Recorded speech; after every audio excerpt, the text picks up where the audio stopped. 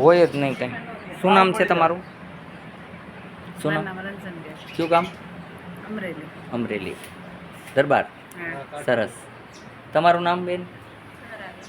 તમારું કેમ છે તમને અત્યારે? તમે શું કરાવ્યું હતું પહેલાં? ચેકા મારવા પગમાં 60 માટે, તોય સારું ન થયું. અત્યારે આપણે ચેકા નથી માર્યા અને અત્યારે કેમ છે? ખોટું બોલો તો ભગવાનના હમ છે. 1 મિનિટ જ લીધી આપણે, 2 મિનિટ પૂરી નથી લીધી. કેમ છે? સારું થઈ ગયું એકદમ. બિના ચેકા મારે 60નો ઈલાજ 5 થી 3 મિનિટમાં થાય છે.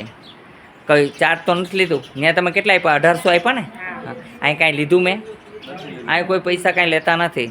દવા લેવી ન લેવી તમારી મરજીની વાત છે. ગેસ ન થવા દેવો, હો ને? મેં તમને કીધું કઠોળ ન ખાવું, બટેટા ના ખાવા, હો ને? તમારે પણ ન ખાવા. અહીં આવવા માટે આટકોટથી ગરણીથી થોરખાણ રૂપા 10 આશ્રમ આવેલો છે. અહીંનો સમય સવારે 9 થી 12, સાંજે 4 થી 6 છે. કેમ લાગ્યું અહીંનું કામ? સારું છે. અહીં ખોટું તો નથી કરતા. ચા પાણીની વ્યવસ્થા છે, અહીંયા કોફીની વ્યવસ્થા છે, પાણી પી શકો છો. અને ભૂખ લાગી હોય તો અહીં બપોરે જમાડ્યા છે ગુંદી ગાંઠિયા. હજી જમવા બનાવવાવાળા કેદુનો કહું છું, કોઈ આવ્યા નથી. હવે હનુમાનજી કેદી કૃપા કરે ને આવે તો કોઈક બનાવે તો રોટલી શાક ખવડાવવા છે. આ છેલ્લી ઈચ્છા છે. મરી જાય નહીં પહેલાં આ ઈચ્છા પૂરી કરતા જાય. બીજું કોઈ ઈચ્છા નથી. જગતનું કલ્યાણ કરવાની એન્ડ લગન ઈચ્છા છે. બીજું કોઈ ઈચ્છા નથી.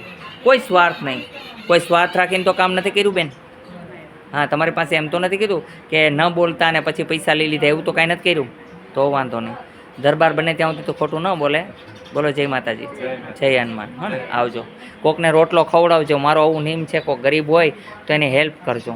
અને આઘા પાછી કોઈને ન કરવી. થાય તો ભગવાનનું નામ ન તો કાંઈ નહીં. પતિ પરમેશ્વર સમજવું. પતિ જ મારો પરમેશ્વર છે.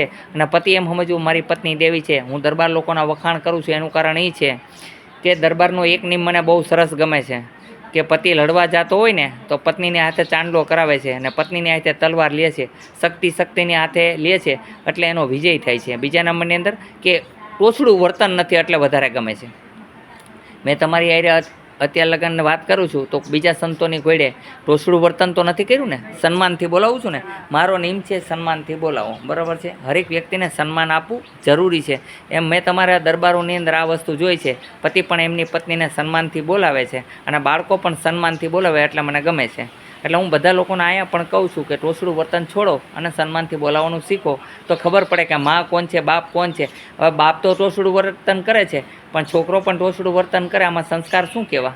આમાં પત્નીને શું સમજવું કોની પત્ની છે એના જેવું થાય. એટલે દરબારનું આ મને બહુ આચરણ સારું ગમે છે કે એકાબીજા સન્માનથી બોલાવે છે. આ સરસ છે. બોલો જય હનુમાન. સીતારામ સીતારામ. ભગવાન તમારું કલ્યાણ કરે.